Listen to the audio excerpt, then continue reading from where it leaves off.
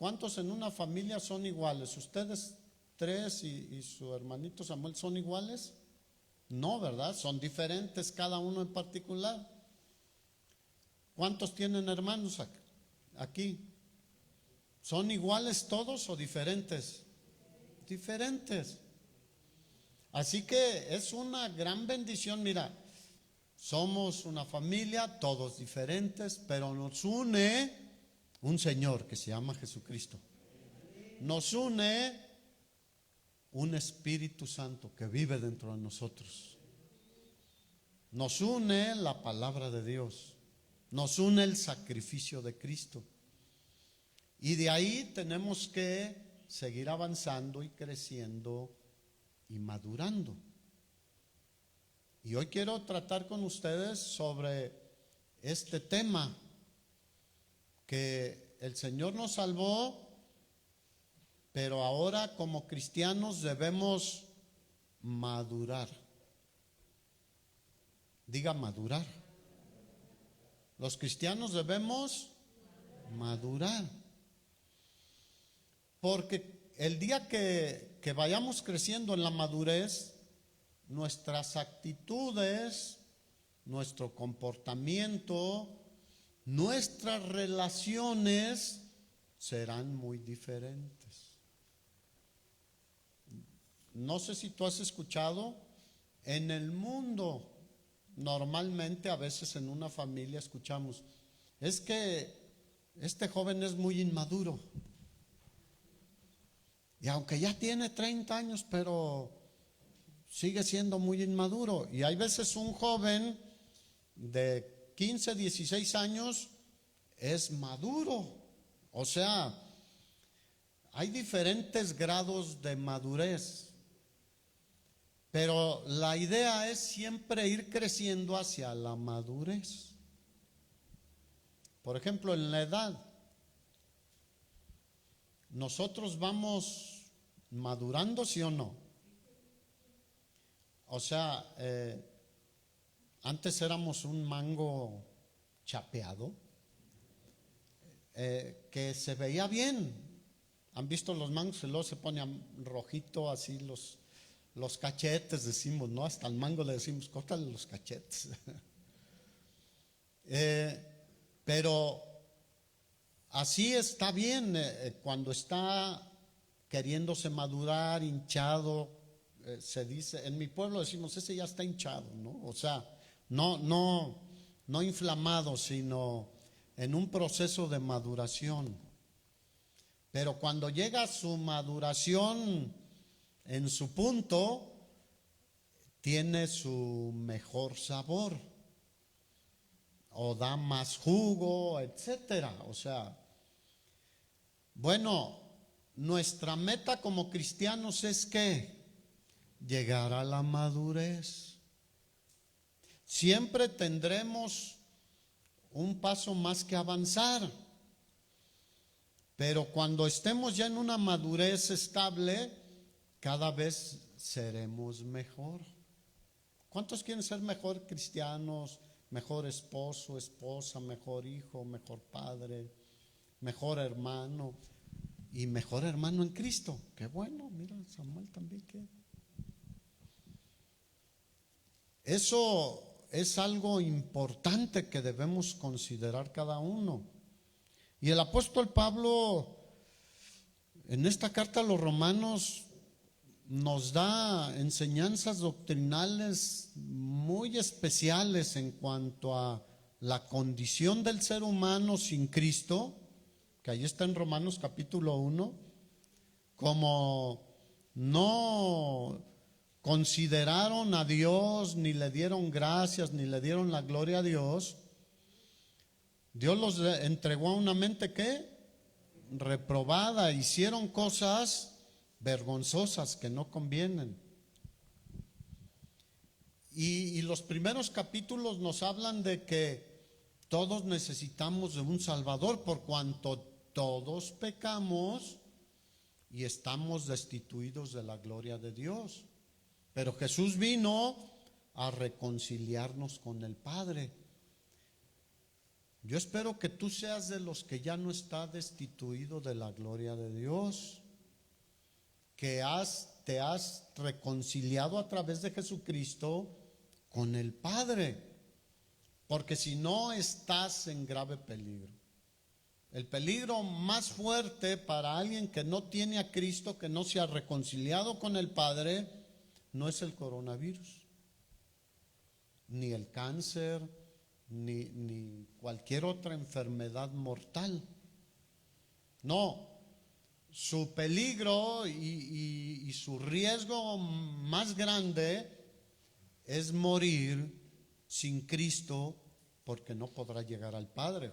El Señor Jesús, en el Evangelio de Juan capítulo 14, versículo 6, dijo, hablando de Él mismo, yo soy el camino y la verdad y la vida, y nadie viene al Padre si no es a través de mí. Entonces, lo peor para cualquier persona no es los problemas que tenemos en esta vida, las carencias a veces, las enfermedades o el coronavirus. Lo peor es morir sin Cristo, morir sin la fe en Cristo Jesús. Si tú no eres todavía un hijo de Dios, porque Juan 1, capítulo 1, versículos 11, 12 y 13 dice que Jesús a lo suyo vino, porque Él creó todo el mundo y todos los seres humanos, mas los suyos no le recibieron. Y hoy en día lo siguen rechazando a Jesús. Mas a todos los que le recibieron, ¿qué significa esto? A los que creen en su nombre, los que creen en Él como el Mesías, el Salvador, quien murió por nosotros en la cruz, por nuestros pecados, les dio la potestad de ser hechos hijos de Dios, los cuales no son engendrados ni de voluntad de carne, ni de voluntad de varón, ni de sangre, sino de Dios, espiritualmente. Y si tú no lo has experimentado, no has tomado tu decisión por Cristo, es lo más importante. Tú también probablemente nos estás escuchando y hay personas que tienen años escuchando la palabra, asistiendo a una iglesia, pero nunca tomaron la decisión de rendir su vida a Cristo y creer en Él como el único Salvador, la única forma de llegar al Padre.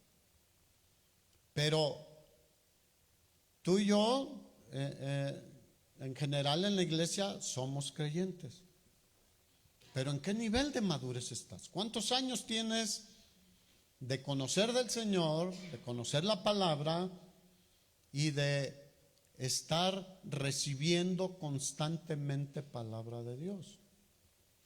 Muchos pueden decir, yo apenas tengo un mes.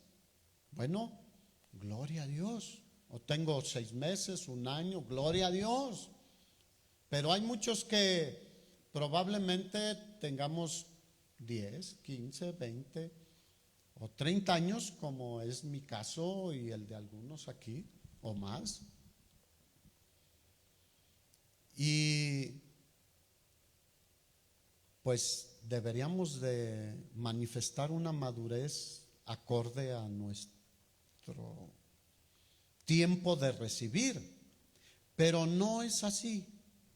No sé si tú lo has notado. Muchas veces puede haber personas que tienen 20 años y no han madurado.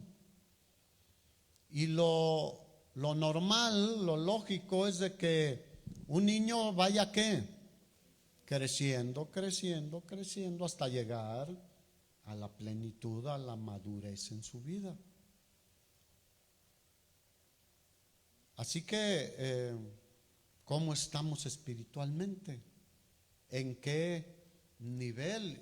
¿Corresponde a lo que hemos recibido o no? Y muchas veces nos podemos dar cuenta de la madurez de alguien con pequeños detalles. Cuando tú le dices, no te sientes ahí, por favor, te puedes sentar acá en este lugar. Y como reaccione alguien, te puedes dar cuenta de la madurez. Oye, pudieras hacer esto, aquello, y como responda, entiendes cómo está su madurez. O le dices, no, esto no, y cómo reacciona, te das cuenta cómo está su madurez. Así que yo no estoy para juzgar a nadie, pero todo esto lo estoy diciendo porque cada uno debemos pues hacer un autoexamen, ¿cómo estoy? ¿No? Mira, el escritor de Hebreos, creo que es Hebreos 6, dice, ustedes debieron ser ya maestros. O sea, ya les habían compartido bastante. Dice, tiene necesidad de que se les vuelva a enseñar nuevamente los primeros rudimentos de la fe. Y yo no tengo problema con volverlo a enseñar. Pedro dijo, y Pablo también, les seguiré diciendo las mismas cosas, porque para ustedes es provechoso. Pero pues el Señor espera que después de un cierto tiempo vayamos manifestando cierta madurez. ¿Cuántos quieren que sus hijos maduren? Bueno, el Señor también quiere que nosotros maduremos. Entonces, Pablo, al final de esta carta, con tantas enseñanzas doctrinales sobre la salvación, pues trata este tema. Probablemente se dio cuenta de que había algo importante, un problema importante que veía en la iglesia de Roma que era importante abordar o tratar. Y este tema era la relación entre, él le llama los débiles en la fe y los fuertes en la fe. Podríamos traducirlo de muchas otras maneras, el que tiene poquito de conocer al Señor y el que tiene mucho de conocer al Señor. O el que aunque tiene poco tiempo, tiene mucho conocimiento ya del Señor, y el que no ha profundizado y no tiene mucho conocimiento del Señor. O el maduro y el inmaduro. No es una ofensa, o sea, yo considero que todavía soy inmaduro en muchas cosas, pero quiero madurar, quiero avanzar. Y entonces Pablo dice en Romanos 14, versículo 1, recibir al débil en la fe. Si está hablando de recibir al débil en la fe, ¿a quién le está hablando? Al que es maduro, o sea, al que ya tiene cierto grado de madurez. Recibir al débil en la fe, pero no para contender sobre opiniones, fíjate, porque luego aquí el problema no son tanto cosas doctrinales o de la palabra, sino opiniones personales. Es que yo opino que aquí se equivocó. No, espérate, no. No vamos a contender sobre opiniones, ¿no? No, dice, porque uno cree, aquí había un problema en particular, ahorita lo vamos a ver. Uno cree que se ha de comer de todo. Fíjate, ¿cuál era el problema aquí en la iglesia de Roma? La comida. ¿Cuántos aquí comen? ¿Se ve?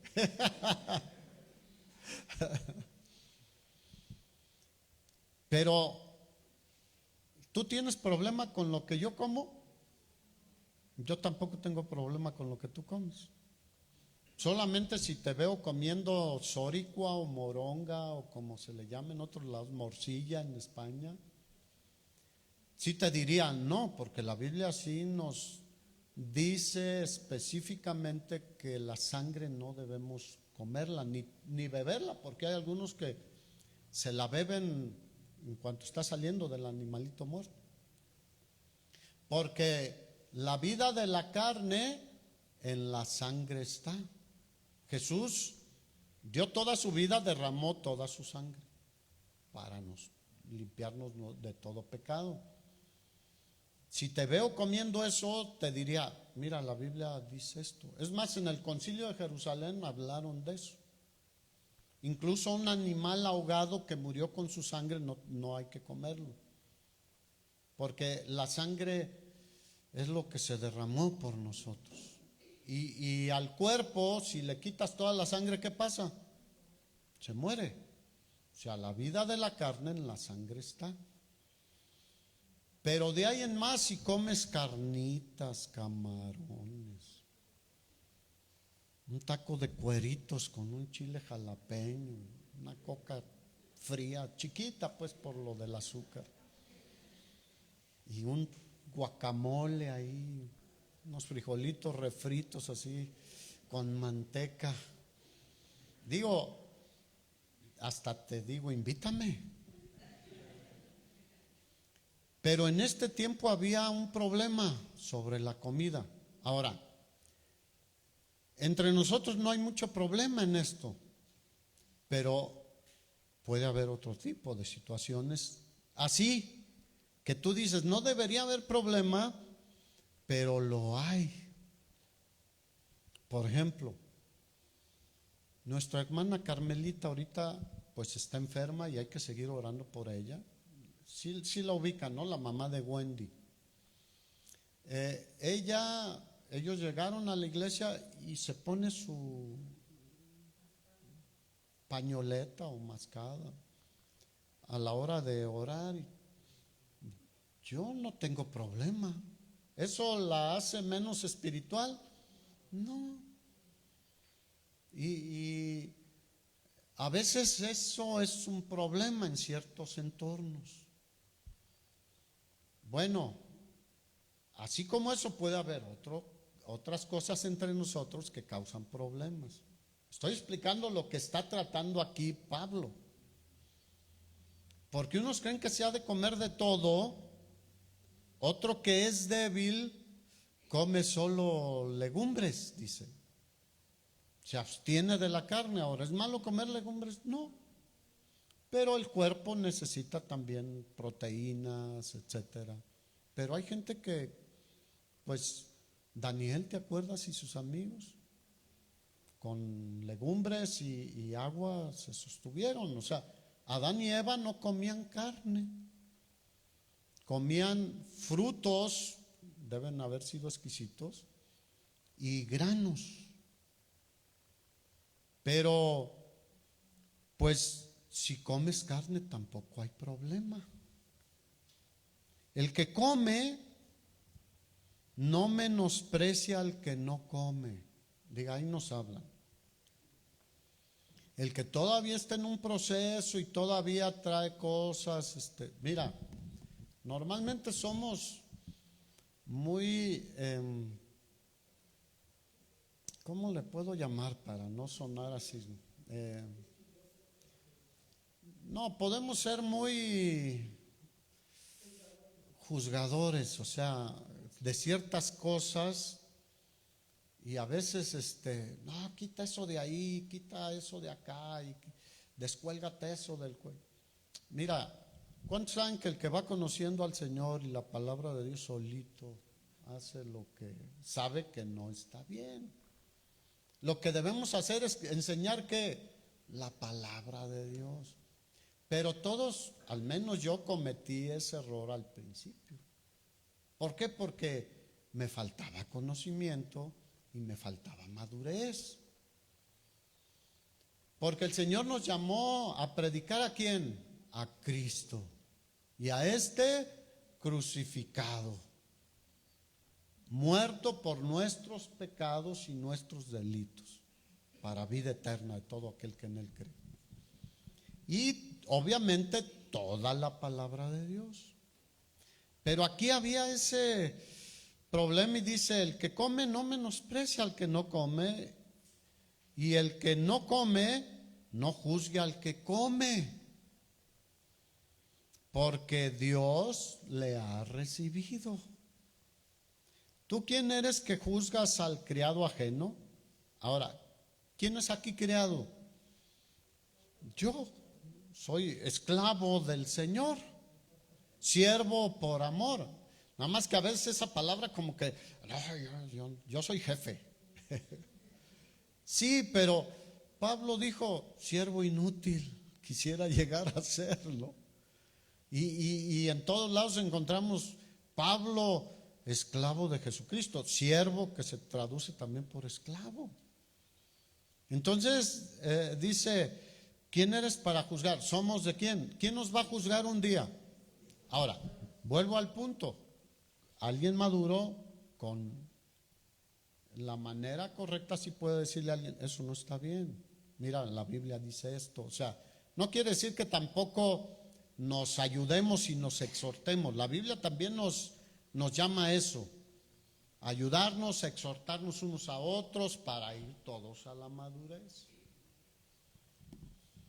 Para su propio Señor está en pie o cae, pero estará firme porque poderoso es el Señor para hacerle estar firme. ¿Cuántos dicen, Señor, ayúdanos?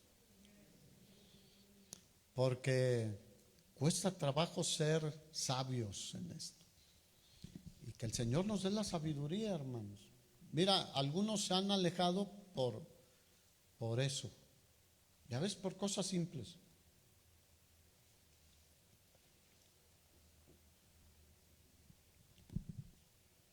Así que los fuertes aquí eran aquellos que podían entender que había un cambio con la nueva vida en Cristo y que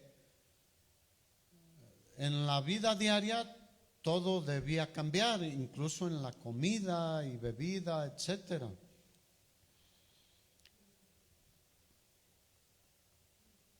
El asunto aquí es que el enemigo muchas veces se aprovecha de este tipo de situaciones, de la madurez y la inmadurez para crear divisiones. ¿Y cuántos saben que no debemos dejarlo que nos divida en ese sentido? Porque empieza a decirle al débil, ¿ya viste lo que comió fulano? ¿Ya viste lo que hizo? ¿Ya viste cómo? Y empieza a haber ahí divisiones. El Señor Jesús, en cuanto a la comida,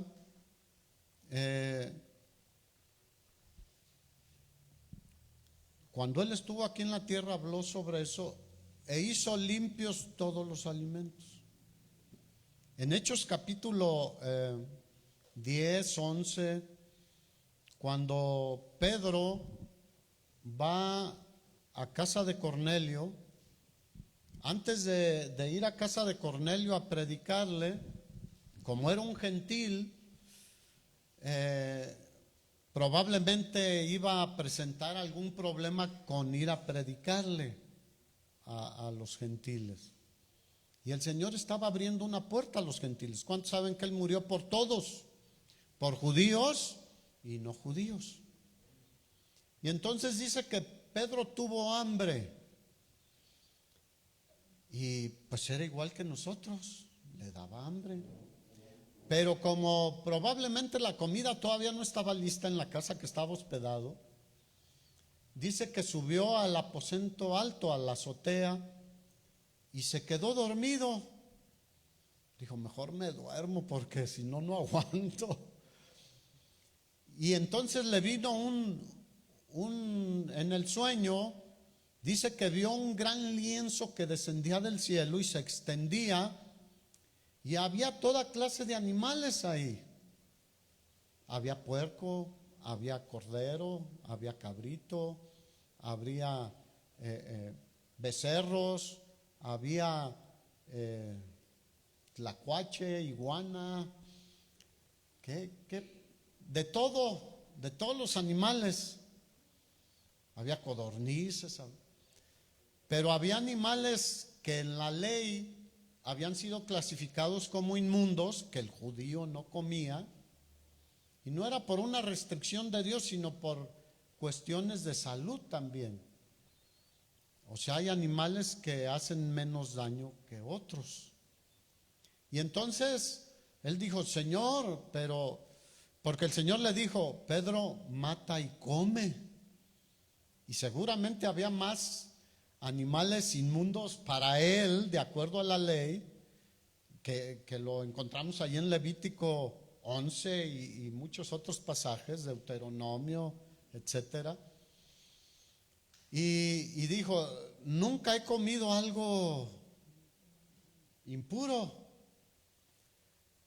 Y el Señor le volvió a decir, Pedro, mata y come 3 veces. ¿Cuántos saben que con Pedro debería ser a 3 veces? Porque no entendemos a la primera, ¿cierto o no? Y el Señor es paciente. Gloria a Dios, hermanos. Él es muy paciente con nosotros. Conmigo ha sido muy paciente. Y entonces se acabó el sueño, la visión, y vinieron a hablarle a Pedro. Y el Señor le dijo, vienen unos gentiles a pedirte que vayas a casa de un personaje importante, de Cornelio. Ve con ellos. ¿Cuál habría sido la reacción de Pedro? No, yo con gentiles no. Pero el Señor le dijo, ve con ellos. Y fue y predicó de Cristo. ¿Y qué pasó? Se convirtieron. Mira, hay gente que tiene conocimiento de Dios, como Cornelio. Era temeroso de Dios, pero no conocía la salvación en Cristo. Mucha gente conoce algo de Dios, pero no conoce a Cristo. Y él fue y les habló ¿de quién? De Cristo. Y dice que se convirtieron. El Espíritu Santo llegó con poder ahí y se convirtieron todos los que estaban ahí reunidos, inconversos. Había algunos judíos que le dijeron, no, pues él nos trata bien, etcétera. Y entonces el Señor le dijo a Pedro, lo que yo santifiqué, no lo llames inmundo. Haciendo limpio, dice el pasaje Mateo, Hechos capítulo 11, todos los animales, pero el Señor habló de eso en varias ocasiones. No solo en Hechos 10 con Pedro, sino en muchas otras ocasiones. De hecho, la Biblia dice que de todo lo que se vende en la carnicería, de todo comas sin motivos de conciencia. Entonces, algunos lo entendían, pero otros no lo entendían. Mira, los gentiles, acostumbrados a vivir en medio de la idolatría y que se ofrecían sacrificios a los ídolos, ¿qué hacían? No, es que eso fue sacrificado a los ídolos y me voy a contaminar. Bueno, Jesús, tú conoces aquella ocasión en que vinieron y le dijeron, Pedro tenía hambre, otra vez Pedro y los otros discípulos, y cortaron unas espigas tiernas y empezaron a comer sin lavarse las manos. Vinieron los religiosos y dijeron, ¿por qué tus discípulos no andan conforme a las tradiciones? Fíjate, escúchalo bien, tradiciones. No dijeron conforme a la palabra de Dios. Una cosa son las tradiciones y otra cosa es la palabra de Dios, lo que Dios estableció. ¿Por qué le dijo Jesús? ¿Por qué comen sin lavarse las manos, con manos inmundas? Y el Señor les dijo, es que ustedes no han entendido que lo que entra en la boca y en el vientre no contamina al hombre, porque eso va a la letrina. No, lo que contamina al hombre es lo que sale del hombre, porque del corazón del hombre salen las malas actitudes, los malos pensamientos. O sea, el problema está en nosotros. Bueno, el Señor fue muy paciente con los discípulos, ¿sí o no? ¿Te acuerdas? Si quieres vamos ahí a Marcos capítulo 7. Después de que Jesús le dijo esto a los religiosos, Marcos 7, 17, Cuando se alejó la multitud y entró en casa, le preguntaron sus discípulos sobre la parábola. ¿A quién le preguntaron? A Jesús. Y él les dijo: ¿también vosotros estáis así sin entendimiento? ¿Cómo estaban los discípulos? Estamos hablando de Pedro, de Juan, de Mateo, de los apóstoles y otros discípulos. Estaban como sin entendimiento. Pero el Señor los regañó por eso, no. El Señor era paciente y sabía que tenían que madurar. Les dijo: ¿no entienden que todo lo de fuera que entra en el hombre no le puede contaminar? Porque no entra en el corazón, sino en el vientre. Y hay muchas otras cosas que sí entran en el corazón. Lo que tú escuchas, lo que tú ves, de lo que participas, eso sí contamina nuestro corazón. Y luego sale de ahí. Las envidias y todo eso, ahí entra el corazón. Dice: porque no entra en el corazón sino en el vientre y sale a la letrina. Esto decía haciendo limpios todos los alimentos. Así que fue paciente el Señor, y tú y yo debemos imitarlo a Él. Que el Señor nos ayude. ¿Cuántos dicen que el Señor nos ayude? A veces con nuestros hijos también. Los que estamos al frente en la iglesia, híjole, que el Señor nos ayude, porque a veces nos podemos desesperar. Mira, Eliseo fue paciente con el que le servía, el que era aprendiz de apóstol con él, digo de profeta. Cuando ahí en el segundo libro de Reyes, capítulo 6, el rey de Siria se enteró que Dios le revelaba a Eliseo las emboscadas que ponía contra el pueblo de Israel, y dijo: vayan y atrápenlo. Y sitiaron la ciudad donde estaba Eliseo. Y el siervo, cuando se levantó en la mañana y vio la gran multitud que estaba rodeándolos y sabían que iba sobre ellos, se asustó. Diga, estaba en un proceso ese siervo. Entonces fue y le llamó a Eliseo y le dijo: ¿qué haremos? Versículo 16. Eliseo le dijo: no tengas miedo, porque más son los que están con nosotros que los que están con ellos. Tenía un entendimiento mayor, una visión diferente el profeta Eliseo que su siervo. Igual nuestros hijos, igual otros hermanos. Seamos pacientes. Y entonces el siervo, yo creo que no se quedó tranquilo, y Eliseo lo notó.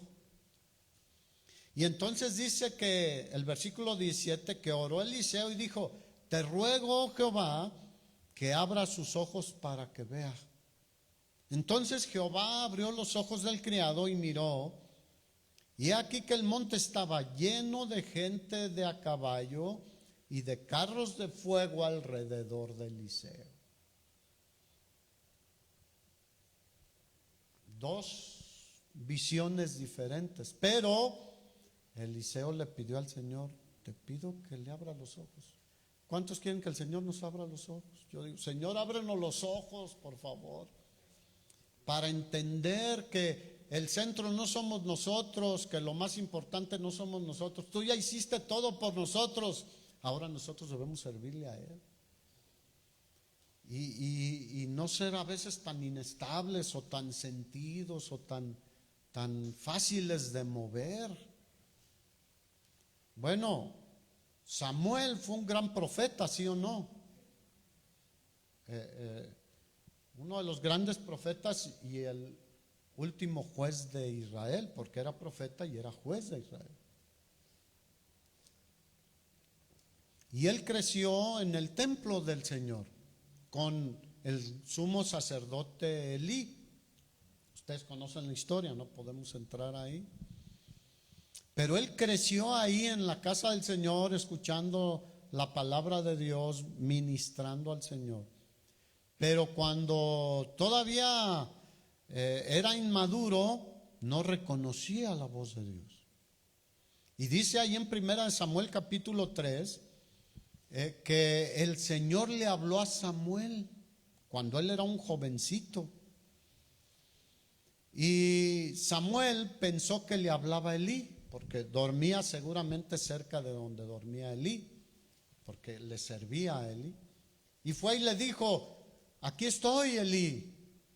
Y Elí dijo: ay, ya me despertó, ¿qué le pasa?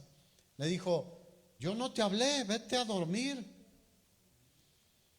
Y Dios le vuelve a hablar a Samuel, y Samuel se vuelve a levantar y va rápido. Era diligente con el servicio que tenía que hacer con Elí, sí, aún a las horas de la noche. Y entonces va otra vez con Elí y le dice: aquí estoy. Y Elí le dice: yo no te he llamado, vuelve y acuéstate. Y se volvió y se acostó. Y vuelve el Señor otra vez a llamarle a Samuel, y sucede lo mismo. Entonces Samuel estaba, pues, ¿qué pasará? Me imagino, desconcertado. Porque dice el versículo 7: y Samuel no había conocido aún a Jehová, ni la palabra de Jehová le había sido revelada. O sea, no discernía quién le estaba hablando todavía. Muchos hoy en día puede ser, ¿cuántos saben que el diablo a veces nos habla también? Ahí nos susurra cosas. Pero ¿cuántos saben discernir cuándo es de Dios y cuándo no es de Dios? Hay muchos que predican y no hablan lo de Dios, hablan otras cosas. Por eso hay que madurar también para discernir lo que es de Dios y lo que no es de Dios. Y entonces 3 veces llamó el Señor a Samuel, y Samuel no entendía que era Dios, y iba con Elí, pero Elí sí sabía. Dijo: no soy yo, entonces Dios le está hablando. Y le dijo Elí a Samuel, versículo 9: ve y acuéstate, y si te vuelve a llamar dirás: habla Jehová, porque tu siervo oye. Y se fue Samuel y se acostó en su lugar. O sea, tenía ahí su catre, yo creo, su manta o lo que fuera. Y vino Jehová y se paró y llamó como las otras veces: Samuel, Samuel. Entonces Samuel dijo: habla, porque tu siervo oye. ¿Cuántos dicen gloria a Dios? Y Dios le dio una palabra tremenda a ese joven que estaba madurando, y le dijo: te voy a decir lo que voy a hacer con Elí y su familia, porque no me han honrado. Que haré una cosa yo en Israel, que el que la oyere, dice, le van a retiñir los oídos. Dios es paciente también con nosotros, pero también Elí fue paciente con Samuel.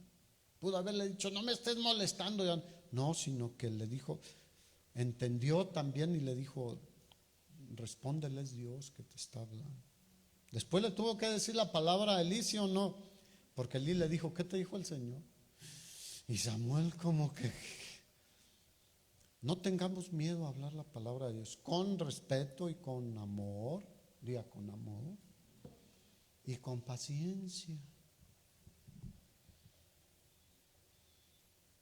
Así que el que come, coma, y el que no come, pues está bien, hermano, tráete tus zanahorias y tu chayote no importa.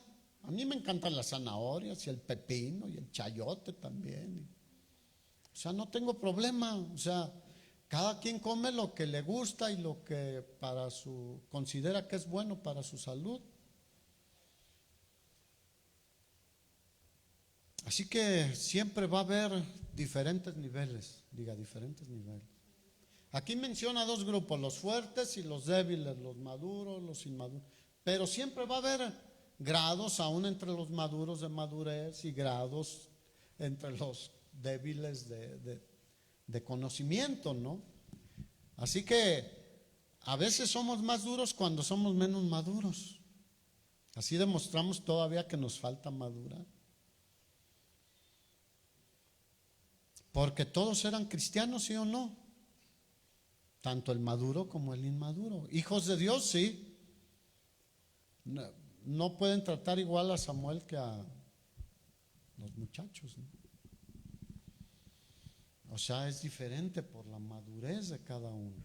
Igual nosotros no tratamos igual al niño pequeñito que al gran.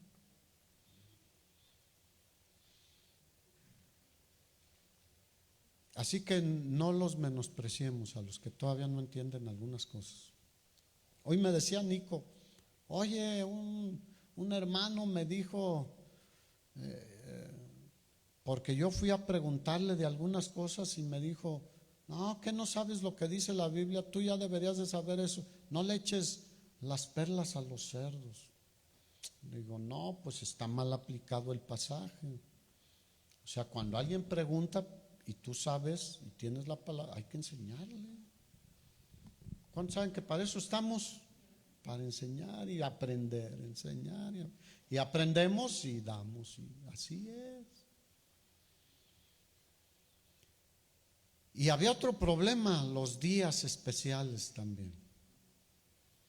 Dice el versículo 5 de Romanos 4, uno hace diferencia entre día y día, otro juzga iguales todos los días, cada uno esté plenamente convencido en su propia mente.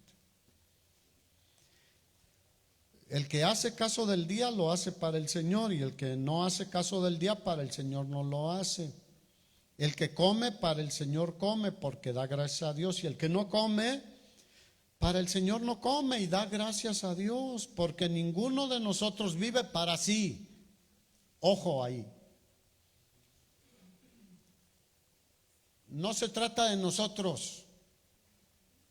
No seamos egocéntricos. Es que a mí me hicieron, me dijeron.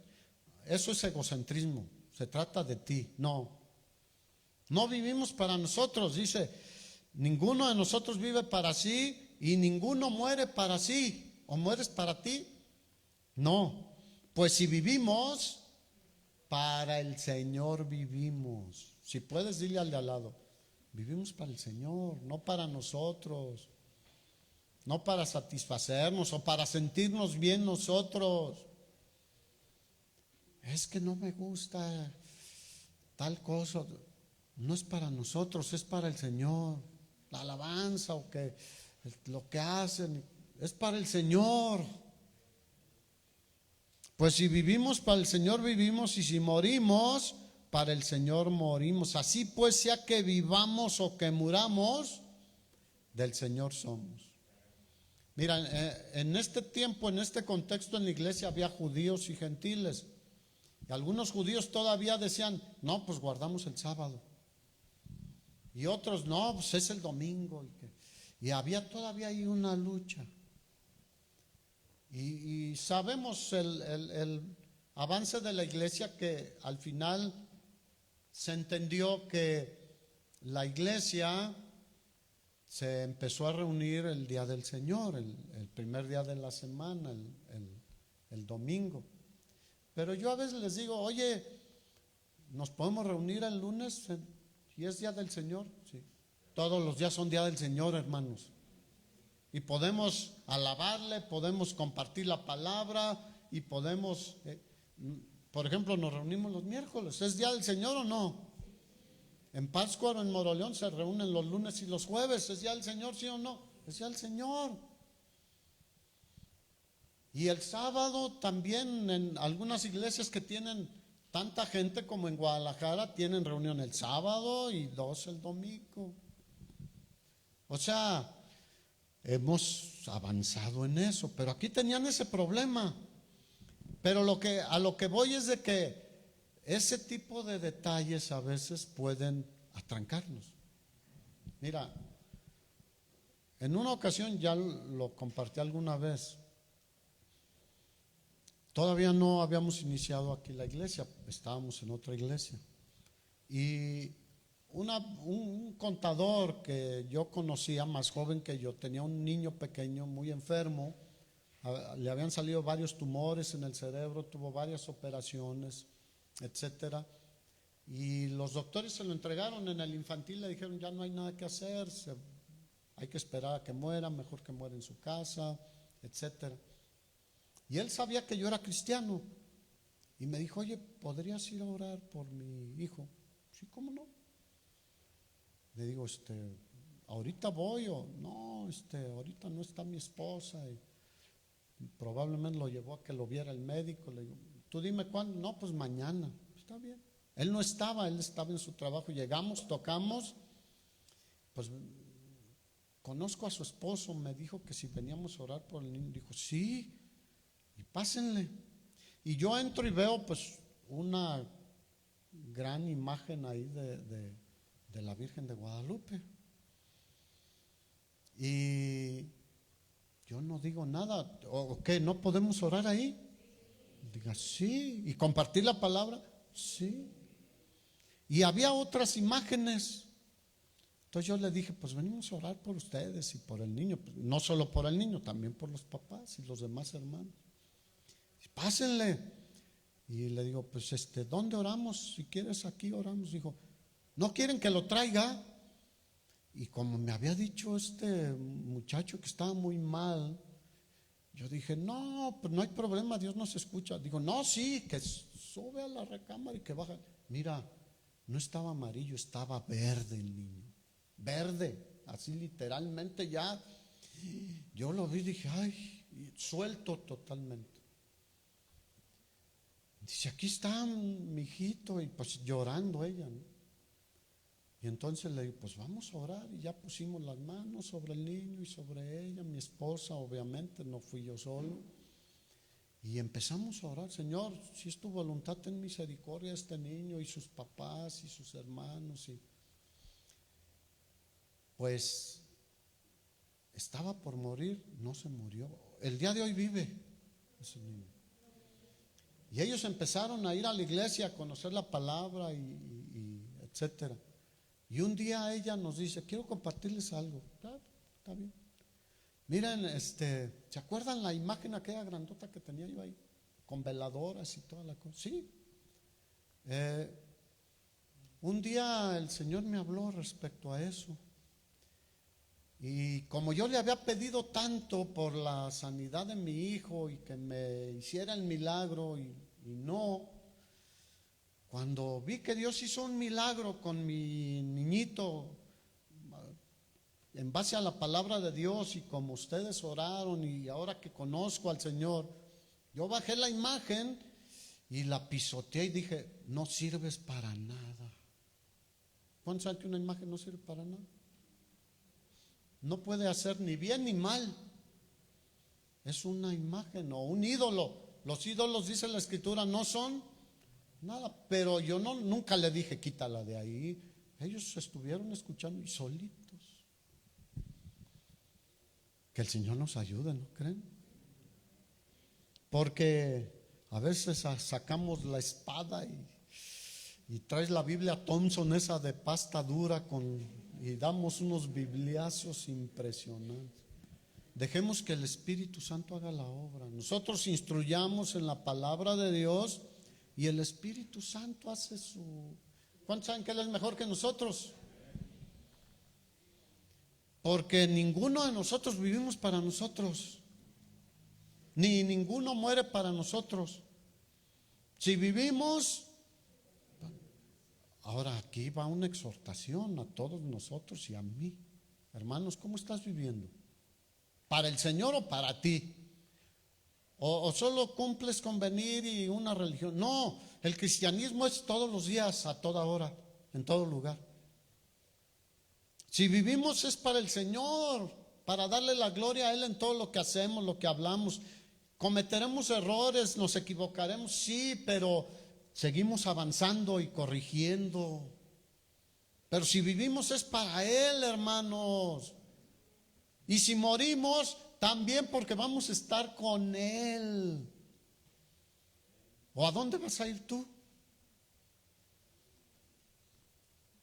Y yo me encanta la última parte de este versículo. Así pues, sea que vivamos o que muramos, del Señor somos. Dale un aplauso al Señor.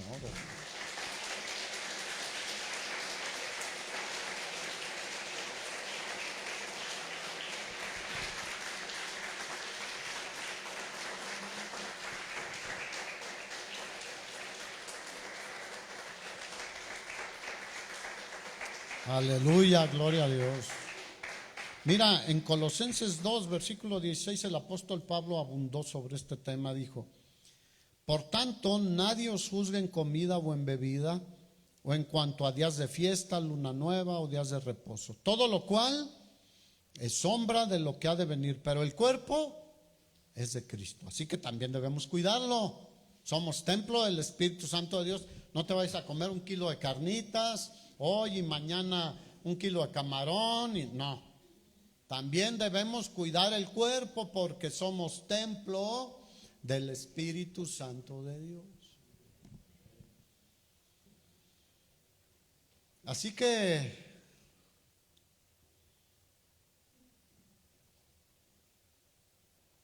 cuando hay este tipo hoy en día de prohibiciones, vemos que el día se acerca, porque Pablo le dijo a Timoteo que en los postreros días vendrían tiempos peligrosos, etcétera, ustedes saben, hablando de la apostasía, que antes de que el Señor viniera, algunos prohibirían casarse. Y ahora ya ves que dicen: no necesitas casarte.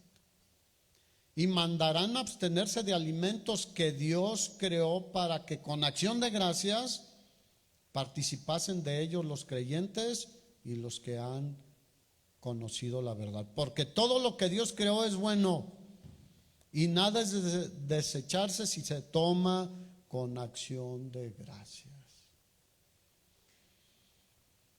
Así que nuestra responsabilidad es delante de Dios, de cada uno en particular. Nuestra meta principal en este mundo es complacer al Señor, exaltarle a Él, glorificarle a Él y predicarle a Él. Esa es nuestra meta, hermanos. No es solo que Él nos bendiga, porque Él ya nos bendijo con toda bendición en los lugares celestiales en Cristo Jesús. Y ya nos dio lo que no podíamos conseguir de ninguna otra manera: vida eterna con Él. Así que Dios nos ve tanto en la vida como en la muerte. El día que nos toque morir, Él nos va a estar viendo. Pero además, sigue Pablo diciendo que vamos a darle cuentas a Dios. Porque Cristo, versículo 9, para esto murió y resucitó y volvió a vivir, para ser Señor así de los muertos como de los que viven. O sea, Él es el Rey de reyes y Señor de señores, de vivos y de muertos. Filipenses 2, tú lo conoces, dice que Dios lo exaltó hasta lo sumo y le dio un nombre que es sobre todo nombre, para que en el nombre de Jesús se doble toda rodilla de lo que está en todo el universo y toda lengua confiese que Jesús es el Señor, para gloria de Dios Padre. Pero tú, ¿por qué juzgas a tu hermano? ¿O por qué lo señalas? O etcétera. ¿Por qué lo menosprecias? Porque él no come lo que tú, o porque todavía no es tan maduro como tú. Dice: porque todos compareceremos ante el tribunal de Cristo. Porque escrito está: vivo yo, dice el Señor, que ante mí se doblará toda rodilla y toda lengua confesará a Dios. De manera que cada uno de nosotros dará a Dios cuenta de sí. Cada uno. No digas: ay, mi papá es el que va a dar cuenta. Sí, él va a dar cuenta, y tu mamá también, pero tú también, joven. Yo como pastor voy a dar cuenta de mi familia, pero también de lo que hice en la iglesia y de lo que no hice también. Y cada uno, cada verdadero creyente dará cuentas a Dios. Porque todos compareceremos ante el tribunal de Cristo. Ahora, aquí termino haciendo una pequeña diferencia entre el cristiano verdadero y el no creyente, el incrédulo, el que nunca ha aceptado a Jesús como su único Señor y Salvador.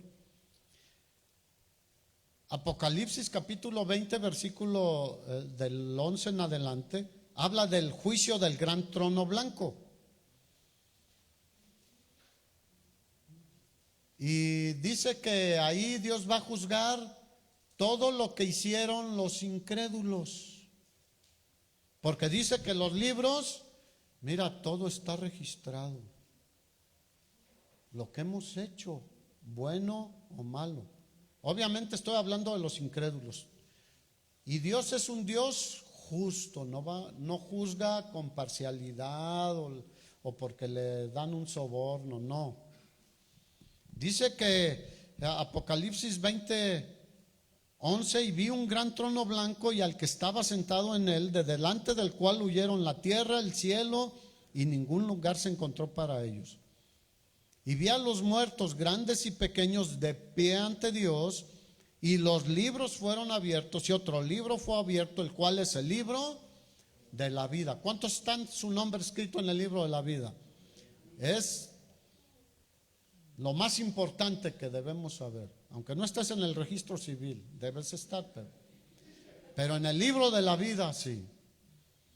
Dice, y fueron juzgados los muertos por las cosas que estaban escritos en los libros según sus obras. Está hablando de los incrédulos. Y el mar entregó los muertos, etcétera. Y la muerte y el Hades fueron lanzados al lago de fuego. Esta es la muerte segunda. Y el que no se halló inscrito en el libro de la vida fue lanzado al lago de fuego. Y aquí de que todo está escrito no puedo entrar mucho a detalles. Habrá diferentes grados de sufrimiento y de castigo también. No es lo mismo el que era un asesino, violador, etcétera, que alguien que era religioso y nunca aceptó al Señor y llevaba una vida más o menos. De todas maneras no se va a salvar. Sin Cristo nadie se salva. Pero los grados de castigo pues sí son diferentes. Pero el gran trono blanco es para los incrédulos, los que no han creído en Jesús como Señor y Salvador. Pero nosotros iremos también, rendiremos cuentas a Dios como cristianos, como hijos de Dios. ¿Cuántos dicen, ay, ay, ay? ¿Qué hiciste con los dones que te di? ¿Qué hiciste con los hijos que te di? ¿Qué hiciste con el dinero que te di? ¿Qué hiciste con las fuerzas que te di? La juventud que te di.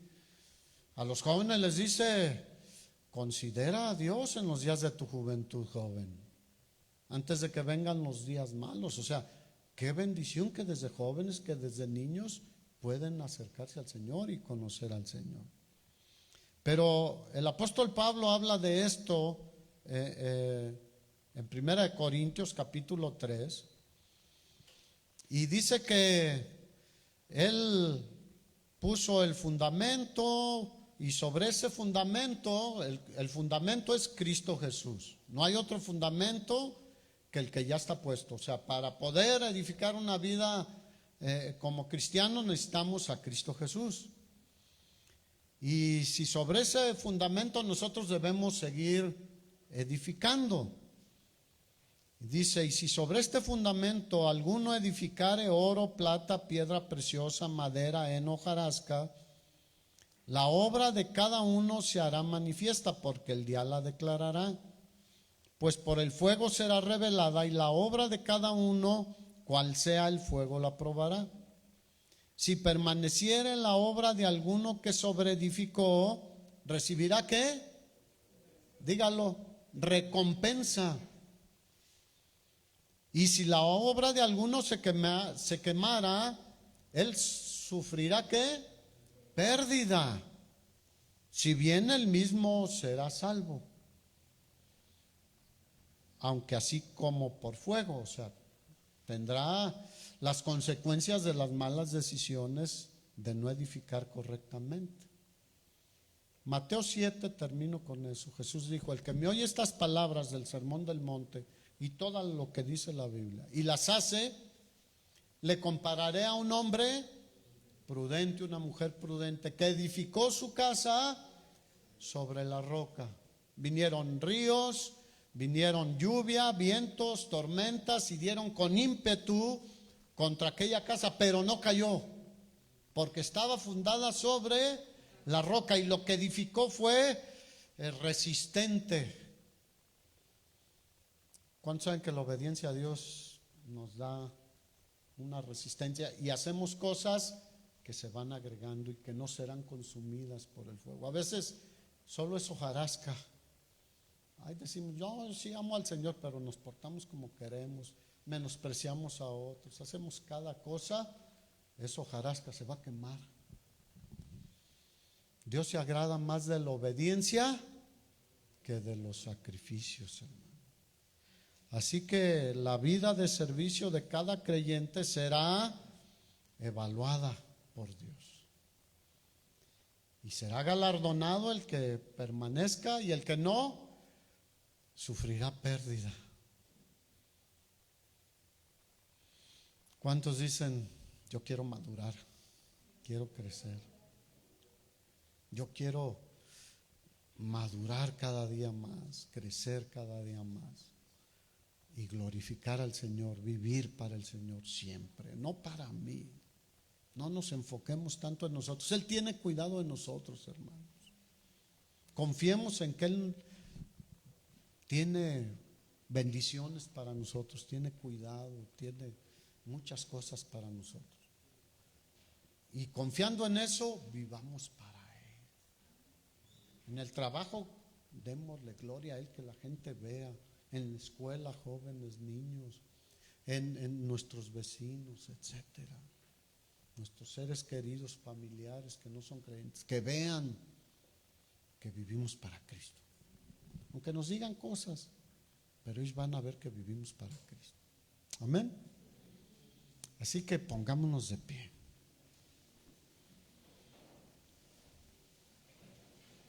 Dejemos de señalar, menospreciar, de hacer cosas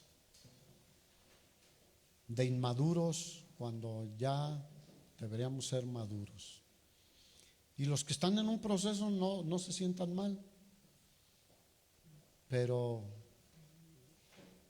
pongan como una meta avanzar, crecer, mejorar. ¿Cuántos quieren mejorar? Yo quiero mejorar. Señor, ayúdanos. Te pedimos en esta tarde que tu Espíritu Santo nos ayude para ser equilibrados, para crecer en la madurez. Y como terminó en este mensaje el apóstol Pablo en el capítulo 15, versículo 1, diciendo: así que los que somos fuertes o maduros debemos soportar las flaquezas de los débiles y no agradarnos a nosotros mismos. Metamos el hombro cuando vemos que otros están cargando una carga que no pueden, que tienen ideas que no son correctas. Metamos el hombro, ayudémosles, soportemos sus flaquezas, sus debilidades. Ayúdanos, Señor,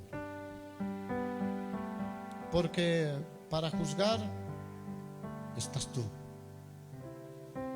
Tú eres un Dios omnisciente, todo lo sabes, eres santo y eres justo, pero también eres el Dios de amor. Ayúdanos, mi Dios, a ser de bendición. No permitas que tumbemos a otro, un hermano débil, un hermano que tiene poco conocimiento, poco tiempo en ti, sino al contrario, ayúdanos a bendecirlos y a llevarlos también a la madurez. Gracias por tu palabra, Señor, porque nos adviertes de no caer en esta trampa, que es fácil caer en ella.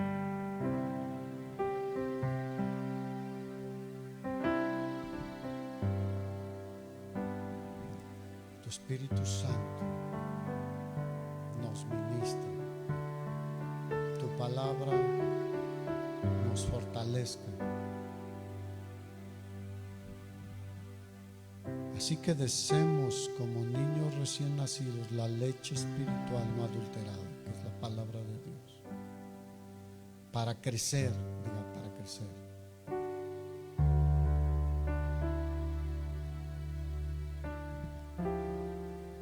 En estos tiempos se necesitan que maduremos más rápido, porque la necesidad es mucha. La mies es mucha y los obreros pocos. No te desanimes por nada.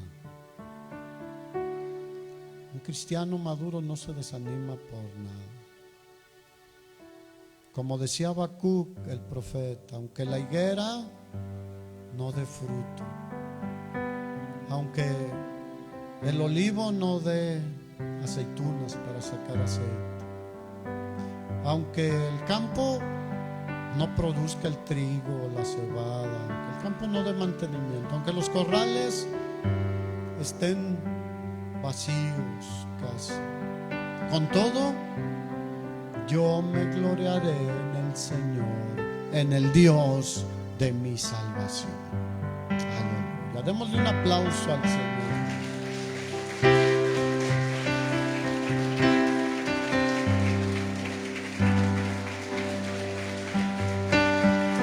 Aleluya, gloria a ti, Señor. Digno eres, para ti vivimos, para ti vivimos. El día que nos llames a tu presencia, seguiremos viviendo contigo. Para tu gloria, para tu honra, mientras estemos aquí, a ti te serviremos, a ti te honraremos. Amén y amén. ¿Cuántos dicen qué bueno es el Señor? Así que gocémonos, hermanos. Del Señor somos, y los que son de Él no los deja, no los abandona. Amén. Les recuerdo, el próximo domingo tenemos el cambio de horario. Chéquenlo de todos modos ahí, pero va a ser una hora a nuestro favor. Ahora sí que como decimos, vamos a entrar en el horario de invierno, y el horario sigue siendo el mismo, a las 11 de la mañana el domingo, a las 7 el miércoles, y en Pátzcuaro sigue siendo igual, a las 7 lunes y jueves, y en Moroleón sigue siendo igual, el lunes a las 6 y el jueves a las 6, pero con el nuevo horario. Ahora sí que recuperamos una hora aquí, así le decimos. Así que si quiere venirse como si fuera este horario, véngase y aquí oramos y hacemos algo. No hay problema, porque luego sí se llega a dar el caso que llegan algunos más temprano. Pero no hay problema, véngase y podemos aprovechar el tiempo. Así que Dios les bendiga, coman rico y vivan para el Señor.